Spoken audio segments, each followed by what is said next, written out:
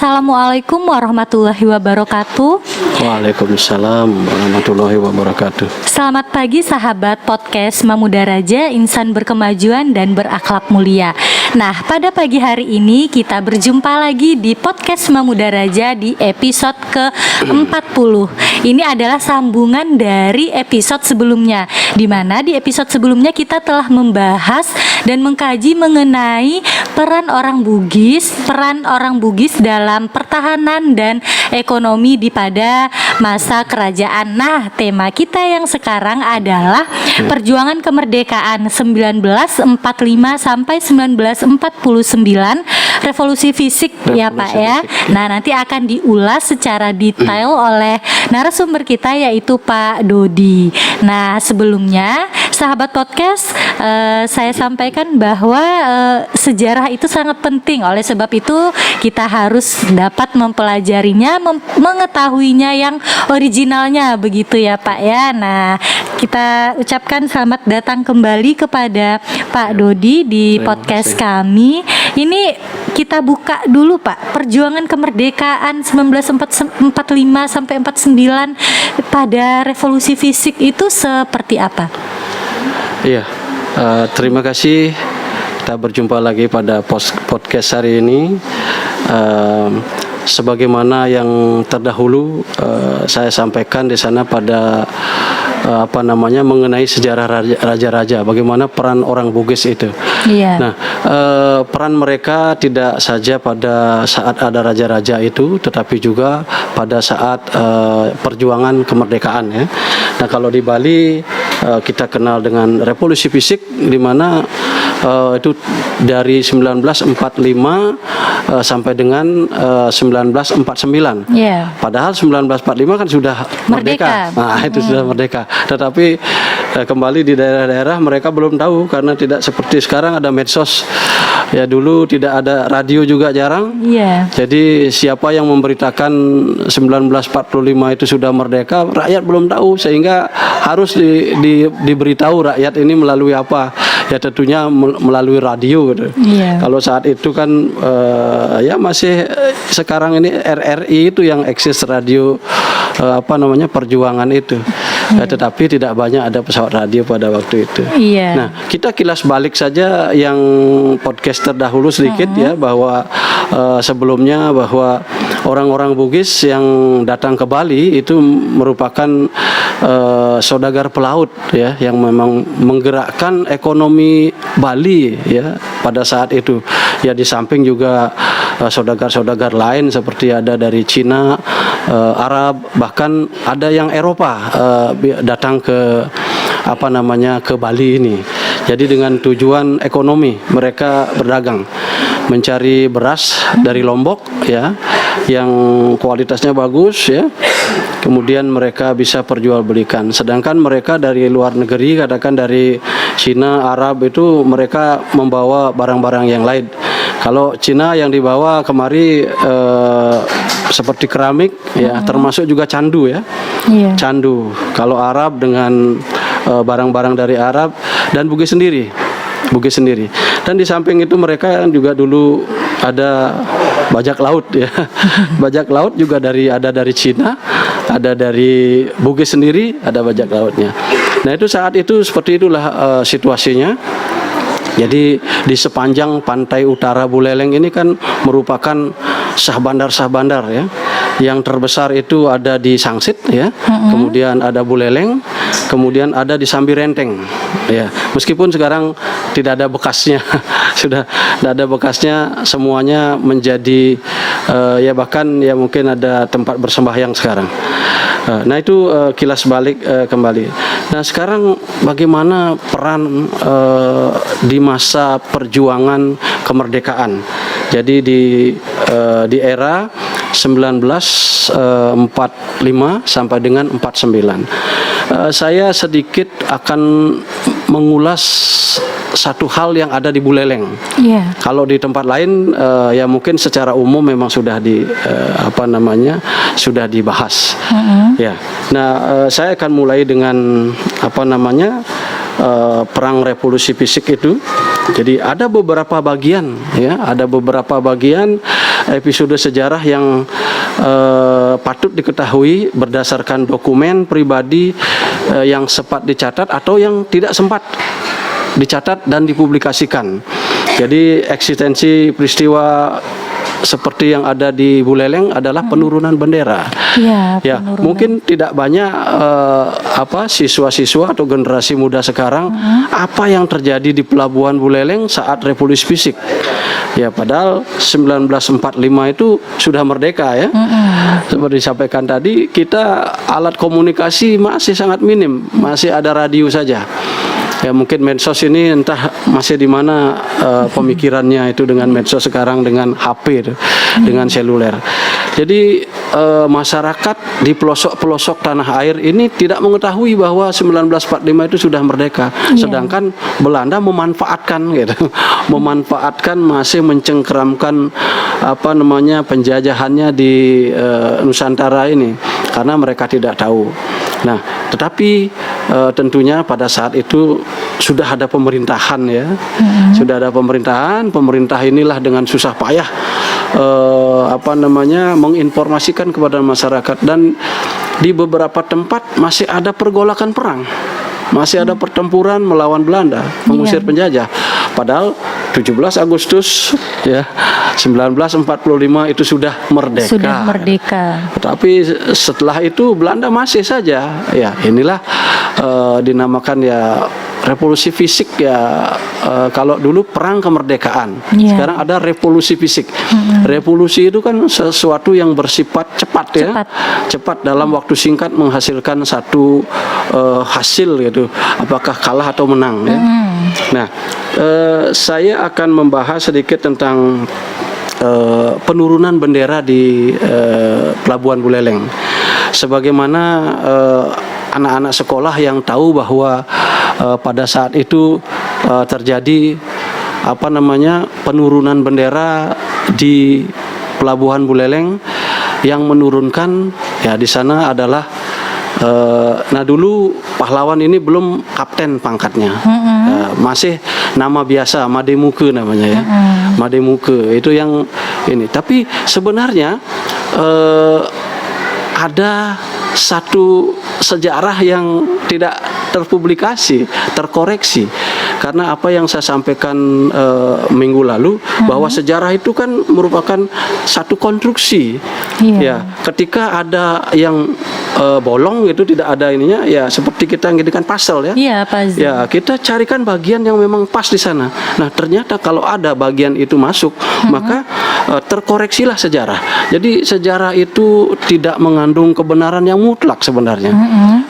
Sepanjang ada koreksi, kemudian ada bukti, ya bukti yang paling tidak adalah folklore, prasasti yang seperti itu ya, atau catatan-catatan yang tertulis. Ya, atau pelakunya sendiri nanti yang mengoreksi ya. Nah, maka dari itu terkoreksilah sejarah. Ya, sejarah. Nah, ini seperti yang disampaikan perang gerilya tahun 1946 ya. Jadi pasukan di Buleleng ini berpindah-pindah tempat ya.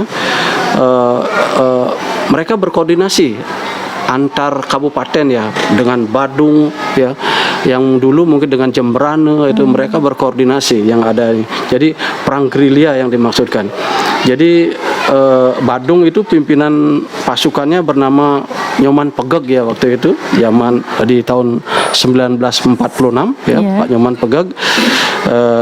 Nah, Badung dapat dikalahkan oleh Belanda saat itu. Kemudian Ngurah Rai memerintahkan pemuda, nah ini pemuda Buleleng ini ya, pemuda Buleleng yang namanya Anang Ramli ya. Nah, sekarang beliau sudah Kapten Anang Ramli dalam sejarah, karena beliau sudah almarhum ya. Beliau pahlawan, sama dengan Pak Mademuke itu. Pak Mademuke itu anggota PETA, didikan tentara Jepang ya, sama dengan Anang Ramli. Nah, tetapi ketika beliau berjuang masih dalam nama biasa, Mademuke Anang Ramli. Gitu. Tapi ketika mereka sudah meninggal karena mereka pahlawan, maka ada pangkatnya. Ya, sampai sekarang kita ada di sini di Buleleng Jalan Kapten Muke. Ya kalau disebut Kapten Muka gitu ya, Kapten Muka. Sebenarnya ya itu Mademuke. Nah, inilah Pak Anang Ramli inilah yang mengambil alih tugas dari Pak Nyoman Pegeg yang ada di Badung itu. Nah, jadi kalau kita sebutkan ada beberapa perang-perang revolusi fisik yang terjadi di Bali seperti Puputan Margerane kan. Iya. Puputan Margerane itu pimpinannya kan beliau malah Letnan Kolonel Ngurah Rai, bukan kapten ya, sudah ya. Kemudian pertempuran di bawah kaki Gunung Agung. Nah, itu kembali saya sampaikan bahwa perang gerilya itu tidak bertempur di satu tempat. Iya, iya. Mereka akan ketika terdesak mereka akan berpindah tempat, ya. Atau kadang mereka harus menyergap musuh, ya, harus menyergap musuh. Nah, tapi ketika akan diburu oleh musuh ya pemuda ini akan mencari tempat yang lebih aman kan gitu. Jadi mereka bergerilya itu. Ya. Kemudian ada pertempuran di Bebetin, ya, di Bebetin. Bebetin ini adalah satu desa di Kecamatan Sawan, ya, Kecamatan Sawan. Nah, di sana mungkin tidak banyak yang tahu bahwa pernah di sana terjadi pertempuran besar di mana Belanda sampai mengerahkan pesawat terbang. Ya, bukan di kota Singaraja, tetapi justru di desa itu. Kenapa? Karena para pemuda itu saat itu perang gerilya itu mereka lari ke Bebetin dan diburu oleh Belanda ya. Jadi Belanda tidak mampu dengan pasukan infanterinya yang di darat, mereka menggunakan pesawat terbang. Ya, sampai seperti itu di Bebetin, itu luar biasa. Ya. Kemudian perang atau pertempuran di Buleleng melawan Belanda. Nah, kalau tadi para pemuda diburu, tapi kalau sekarang ini Belanda yang diburu gitu ya. Ya. Nah, ini kita di Buleleng di daerah Git-Git ya. Kalau kita ke Denpasar ada Tugu Pahlawan di kilometer 17. Itu sebenarnya Tugu memperingati revolusi fisik tahun itu. Ya, tahun 1946 kalau masih di sana, 46 itu mulainya, kemudian sampai 49. Itu di Git-Git Tugu Pahlawan. Nah, di sana terjadi 2 kali pertempuran. Ya, terjadi 2 kali pertempuran. Yang pertama itu dipimpin oleh Wayan Mudane namanya ya. Wayan Mudane pimpinan pemudanya. Kemudian yang kedua ini dipimpin oleh Anang Ramli. Ya, Anang Ramli. Nah, kenapa sampai di sana terjadi pertempuran? Pada saat itu jalan masuk untuk ke Bali itu dari Buleleng atau Jemberane. Belum pantai selatan. Pantai selatan masih ya mungkin sulit akses jalannya ya. Karena kalau pantai selatan itu dari pantai sampai kepada tempat pemukiman masyarakat itu puluhan kilo. Ya. Kalau Buleleng berbeda. Buleleng kan disebut dengan wilayah Nyegara Gunung. Itu dalam bahasa kami di sini Nyegara Gunung. Nyegara itu artinya laut, gunung itu artinya bukit ya. Jadi pemukiman yang bukitnya dekat dengan segara, dengan laut. Iya. Sehingga baru beberapa kilometer saja ke darat, ketinggian itu sudah tinggi sekali. Jadi altitude berbeda dengan Denpasar yang landai, Bali Selatan. Kalau kita pakai contoh Git-Git itu sudah mulai 700 meter di permukaan laut. Padahal Git-Git itu dari sini cuma 10 kilo. 10 kilometer sudah ketinggiannya 700.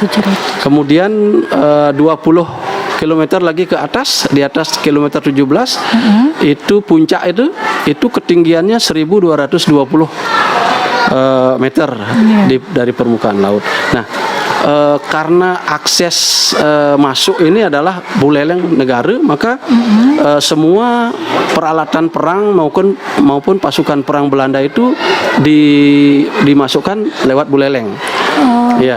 Sedangkan pertempuran di tengah-tengah itu sudah terjadi, seperti di Margerane itu. Jadi pasukan yang Ngurah Rai. Nah, dari sini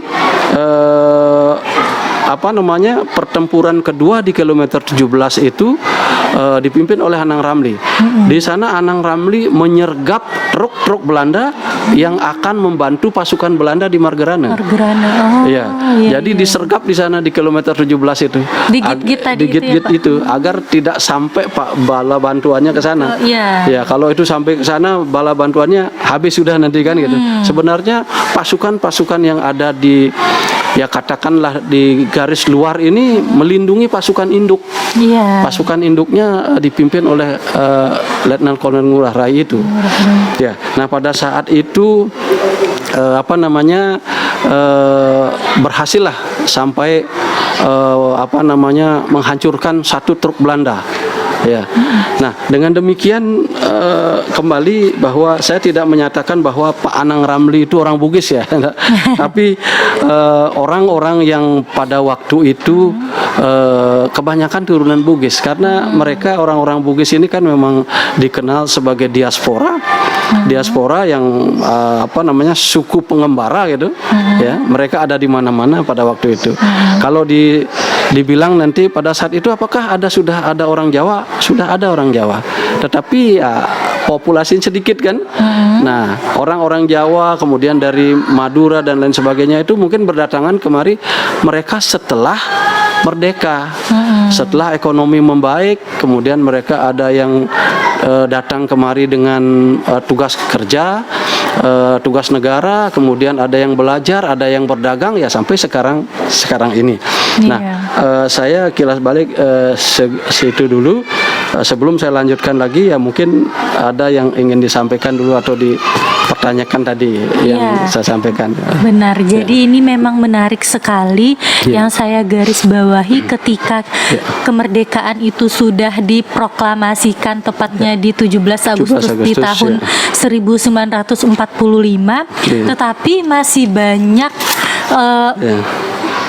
warga atau masyarakat yang belum mengetahui karena keterbatasan penyampai informasi tadi itu ya Pak, dan hanya bisa melalui radio dan itu tidak terjangkau untuk daerah-daerah di pedalaman seperti itu. Nah, maksudnya tadi itu dimanfaatkan ketidaktahuan tadi itu dimanfaatkan oleh Belanda pada saat itu untuk apa Pak? Kembali tadi Belanda kan menjajah. Kemudian kalau di Jawa karena daerah itu sudah diproklamirkan itu di sana tahun 45. Jadi mungkin lebih mudah berita itu menyebar di sana. Tetapi untuk ke pelosok-pelosok lain seperti Bali yang timur ini ya, Bali, Lombok, Sumbawa itu masih belum. Ya, meskipun yang yang masih terjadi kekuasaan Belanda itu di Bali. Ini kan Bali, Lombok sampai dengan ke timur itu kan Sunda kecil dulu namanya. Ya, Sunda kecil. Makanya ketika sekarang anak-anak muda melihat gedung yang ada di pelabuhan itu, ini kok gedung Imaco gitu. Ya, mereka kok lebih mengenal gedung Imaco, padahal itu namanya gedung Mester Ketut Puje. Ya, Mester Ketut Puje itu adalah gubernur Sunda kecil pada saat itu. Ya, gubernur Sunda kecil. Tetapi sering ya kita sendiri juga di mana di pelabuhan di gedung Imaco. Ya, gedung Imaco. Ya. Untuk tidak bingung ya kenapa sih dinamakan gedung Imaco gitu ya. Ya kebetulan pada saat itu saya yang ada di dalamnya ya, tahun 2010 itu ada 2011 ya, ada konferensi internasional yang namanya Imaco. Ya kalau tidak salah Imaco itu dari International Marks ya, and Culture Organization. Marks itu topeng ya. Jadi topeng budaya internasional itu yang Imaco itu Korea. Ya, Korea yang menjadi leadingnya di sana saat itu. Makanya gedung itu 2010 dipersiapkan agar selesai sehingga 2011 dipakai untuk konferensi IMAKO ya. Nah, sampai saat itu belum dicetuskan nama ini ya mesternya Ketut Pujo itu. Iya. Pada akhirnya mereka ini menyebutnya Gedung IMAKO gitu ya. Nah, itulah sampai saat ini Gedung IMAKO. Tapi sebenarnya namanya kan Gedung Mester Ketut Pujo. Nah, siapa Mester Ketut Pujo itu? Ya, tentunya saya sudah sampaikan tadi adalah Gubernur Sunda Kecil ya. Iya. Sunda Kecil ini dari Bali, Lombok, Sumbawa. Nah, itu Sunda Kecil. Nanti kalau menanyakan siapa Mester Ketut Pujo itu, ya saya tahu sih nanti ke sejarah jadinya ya. Mester Ketut Pujo itu adalah keturunan dari Gusti Nyoman Gempol. Nah, itu Punggawa Banjar Jawa yang beristrikan orang Padang. Nah, itu dia. Jadi ya, ke sana. Iya. Itu sejarah kembali ke belakang. Tapi apapun itu akan ada rentetannya. Tetapi hari ini kita bahas tentang revolusi fisik saja. Iya. Ya.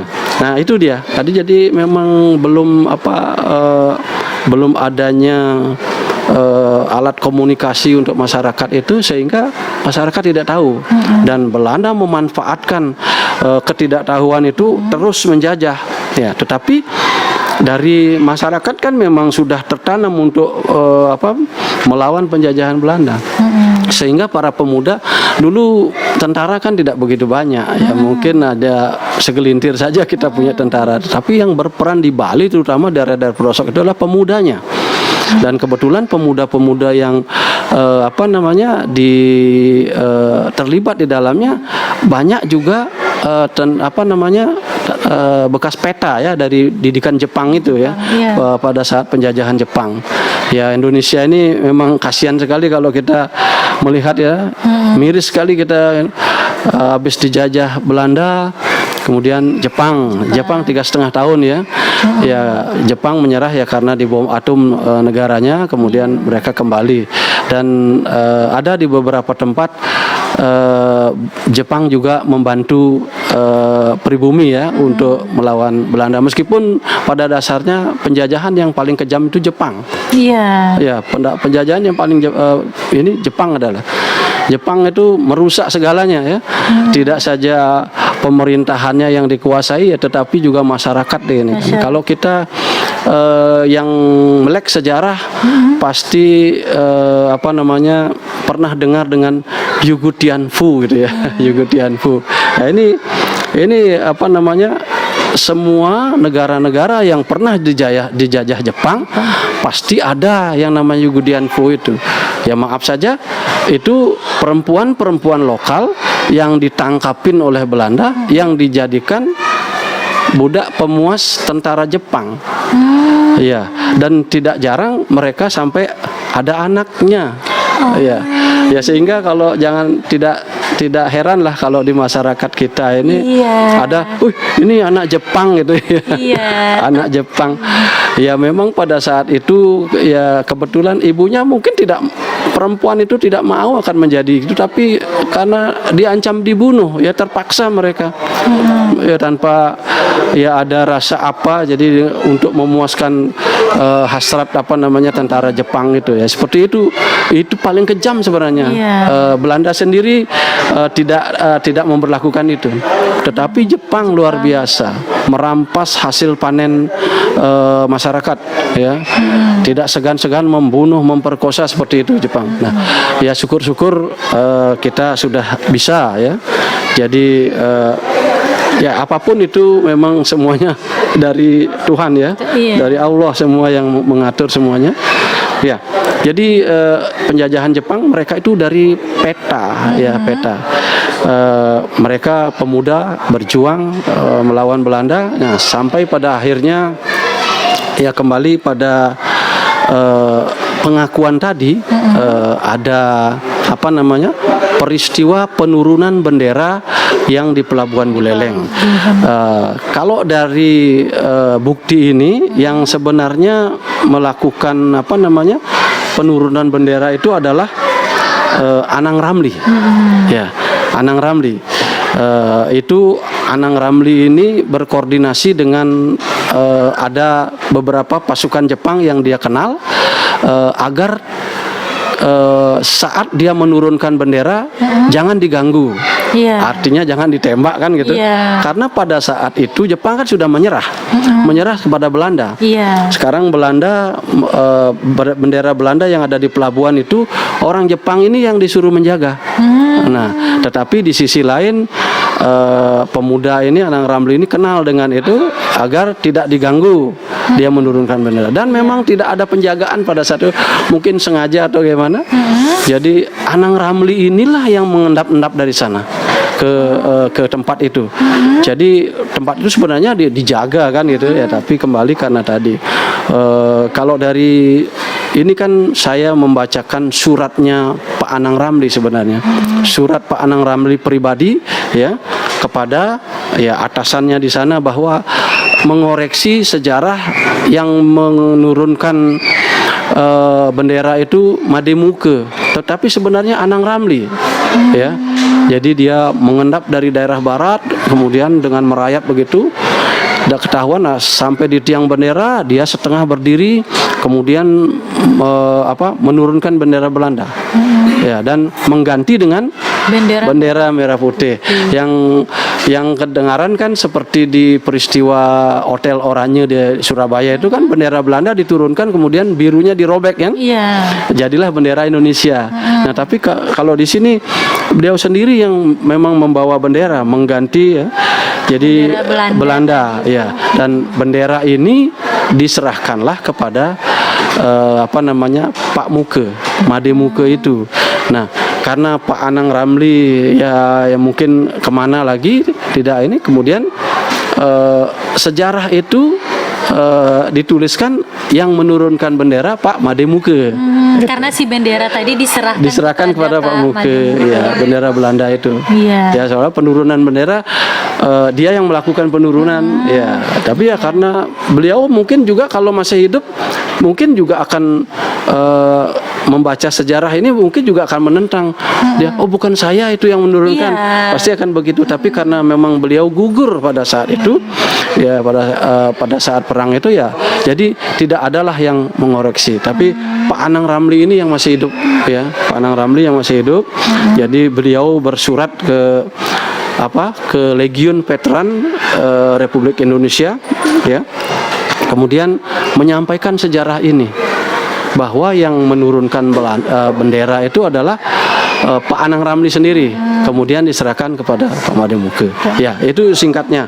Nanti di dalam buku itu ada suratnya bagaimana, kemudian redaksinya bagaimana, masih memakai ejaan lama ada di sana. Ya. Nah, seperti itu peristiwa penurunan bendera yang ada di Pelabuhan Buleleng. Nah, di sana kan ada tugu ya. Iya. Ya, namanya tugu. Nah, itu Yuda Mandala Tama ya. Yuda Mandala Tama.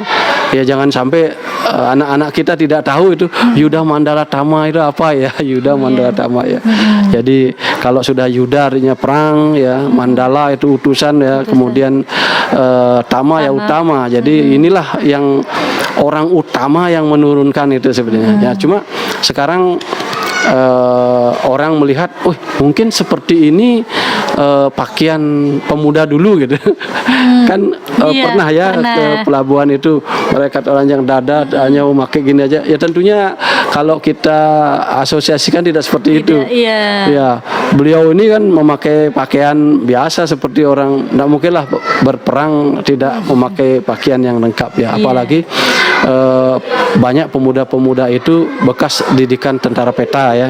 Ya, seperti itu. Nah, itulah sedikit koreksi tentang yang saya sampaikan, yang saya dapat juga dari buku sejarah. Sebenarnya kalau kembali, saya bukan ahli sejarah, tapi pemerhati sejarah ya. Terpanggil untuk mengetahui sejarah-sejarah zaman dulu, sehingga kita sekarang ini siapa sih sebenarnya gitu. Jangan sampai bahwa kita tidak tahu sejarah sehingga yang tadinya saudara itu sebenarnya saudara jadi dianggap bukan saudara. Ya, apalagi zaman sekarang orang yang tidak tahu sejarah sekarang ini kan lagi apa namanya ya, gotong royong kita sudah semakin pupus ya. Rasa gotong royong, kemudian rasa persaudaraan itu sudah semakin gini. Bahkan sudah apa namanya, mulai ada ya ego sektoral yang ada di masyarakat. Nah, bahkan beberapa kasus SARA sudah seperti itu. Sebenarnya kita bisa preventif dengan hal itu dengan kita mengetahui sejarah. Ya, jangan sampai saya yang punya, katakanlah kalau kita di Bali, saya yang punya Bali, kamu adalah pendatang dari sana. Ya enggak juga gitu. Yang bilang saya punya Bali itu dari mana dia asalnya gitu. Nah, ini juga perlu agar dengan mengetahui sejarah, kemudian kita tahu kita siapa sebenarnya dan apa yang kita harus lakukan sekarang ya. Jangan ada ego sektoral, arogansi dan lain sebagainya. Nah, mungkin kira-kira itulah manfaatnya nanti kalau kita, salah satu manfaat kita mengetahui sejarah ya. Demikian. Ya mungkin bisa ada yang ditanyakan kembali, saya segitu dulu. Iya, terima kasih Pak Dodi, ini luar biasa sekali. Kita mendapatkan pengetahuan baru yang mungkin saja memang tersurat di buku sejarah mengenai peristiwa penurunan bendera ya, yang dilakukan oleh Pak Anang Ramli itu tadi ya Pak ya, dan memang harus seperti puzzle tadi ya Pak ya, harus cocok bagian-bagian mana yang tidak memiliki, katakanlah tidak ada pasangannya begitu ya Pak, jadi dicarikan pasangannya yang tepat begitu. Nah, untuk revolusi fisik itu sampai sejauh apa itu Pak yang paling luar biasa terjadi di tahun 45 sampai 49 itu? Khususnya di Buleleng. Di Buleleng ya. Kalau di Buleleng yang saya bilang tadi itu ada perang di apa namanya, pertempuran di Bebeten itu. Bebeten, oh iya, yang sampai Belanda. Yang Belanda datang ya. Pesawat. Ya. Karena Bebeten ini kan relatif jauh dari apa namanya, laut. Ya, relatif jauh dari laut, sehingga Belanda itu ya mungkin tidak berani ya, pengalamannya yang dulu saat raja-raja itu tidak berani terlalu banyak mengirimkan pasukan lewat darat, karena mereka juga tidak tahu berapa jumlah penduduk di sini yang nanti bisa menyergap mereka kan itu. Pada akhirnya mereka menggunakan pesawat terbang, dan menggunakan pesawat terbang pun kalau dilihat dari Bebeten itu kan masih wilayah hutan.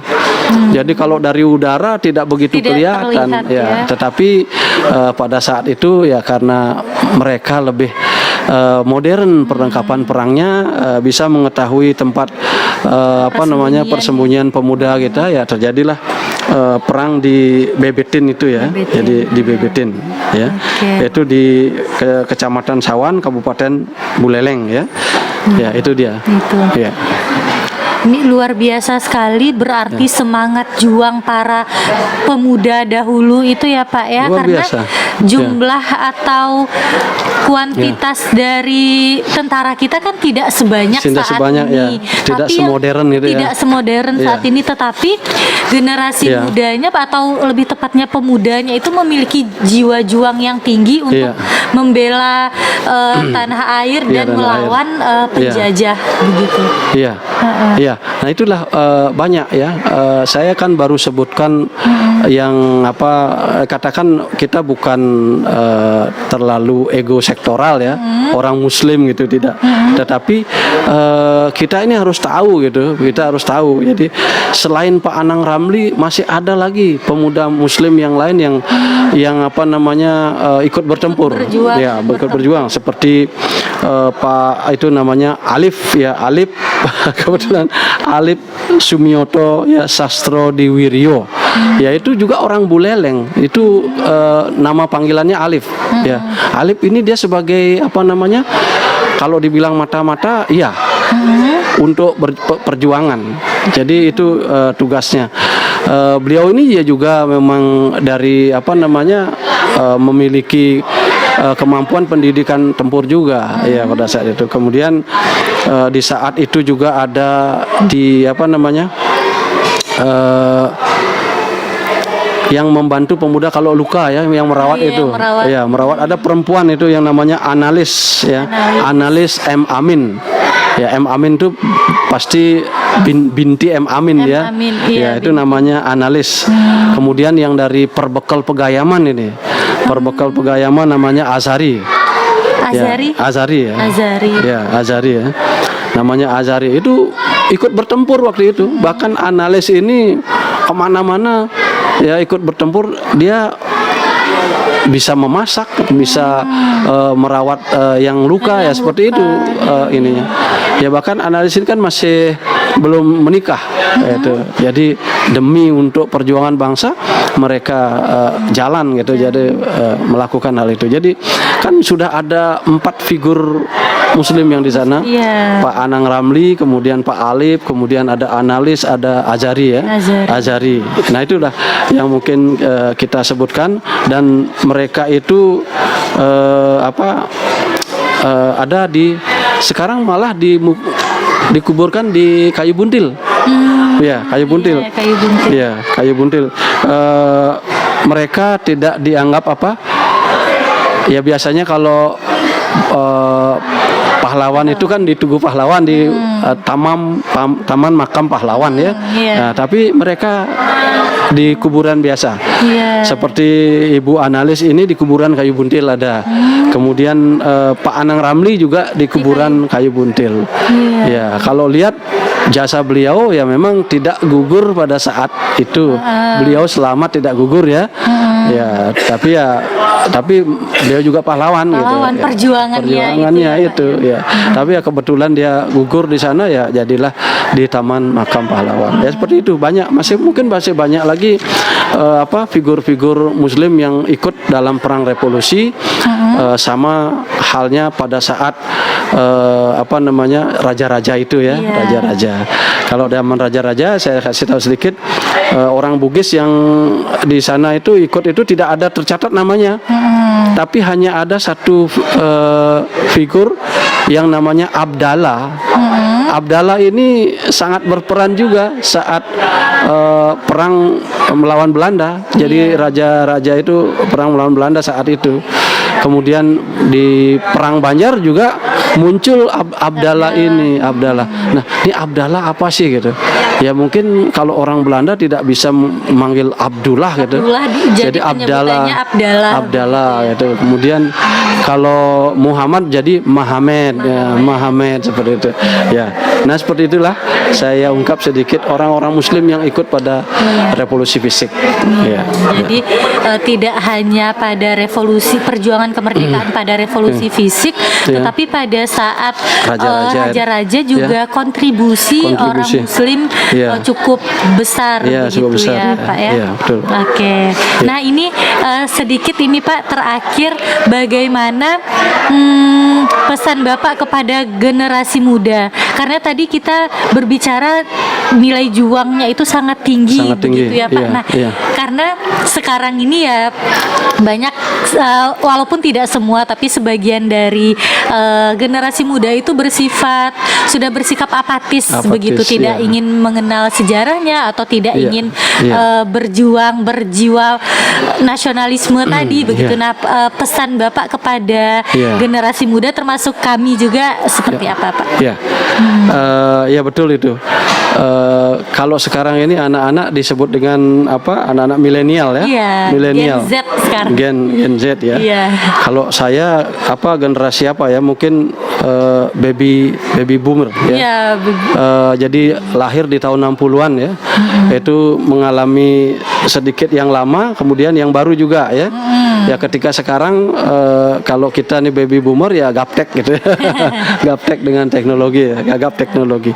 Ya pesan saya ya tentu bagaimana kita bisa mengetahui sejarah ini, agar dengan tahu sejarah kita bisa bersikap seperti saya jelaskan tadi. Jadi mari kita cari tahu sejarah lokal kita dulu, sejarah lokal masing-masing, agar kita tahu siapa sih dulu, bagaimana perjuangan mereka. Tidak seperti sekarang ya.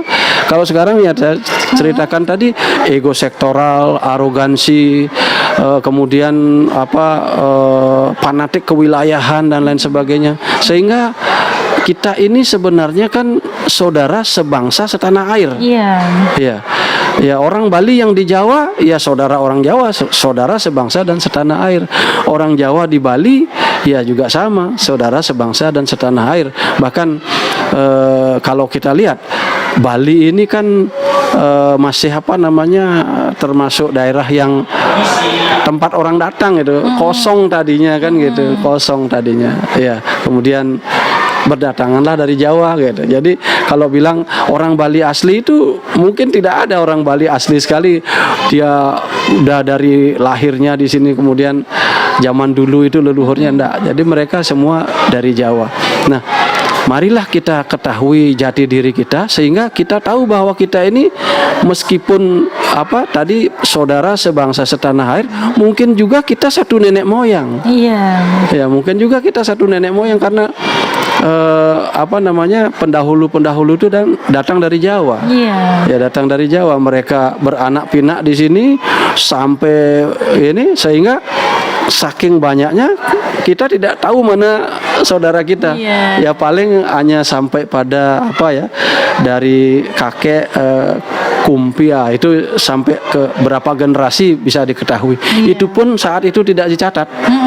Coba saja kita sekarang siapa nama bapakmu atau bapakmu ya, kita tidak tahu.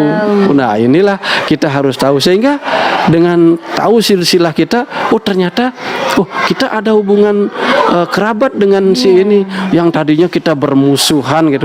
Ternyata dia saudara. Nah, marilah gitu.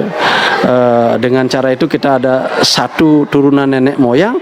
Marilah kita berdamai tinggal, ya. Paling tidak kalau tidak ada ini nenek moyang, ya saudara sebangsa setanah air. Ya, itu pesan saya, bagaimana kita bisa bersikap di masyarakat agar tatanan kehidupan ini bisa baik. Jadi demikian dari saya. Terima kasih. Wah, luar biasa, dan itu juga gunanya atau manfaatnya kita mengetahui sejarah.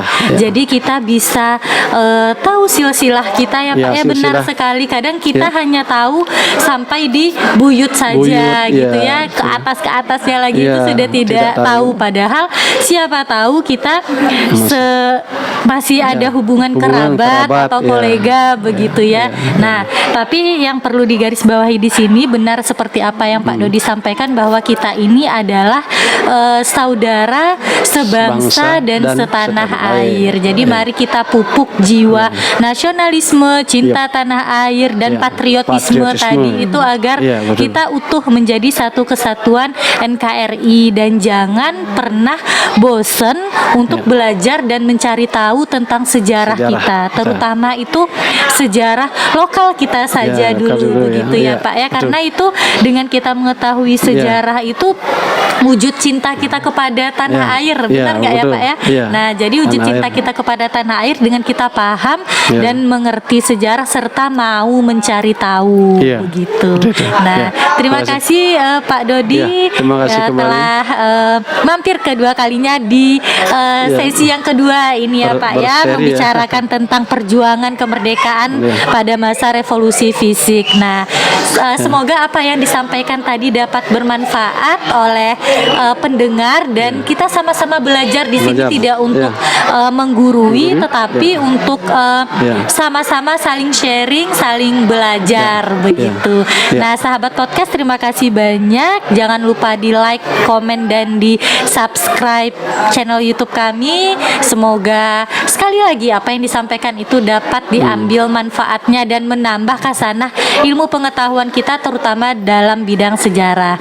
Nah, saya Bunga Mustika dan Pak Dodi pamit undur diri. Mohon maaf kalau ada kata-kata yang kurang berkenan. Kami ucapkan assalamualaikum warahmatullahi wabarakatuh.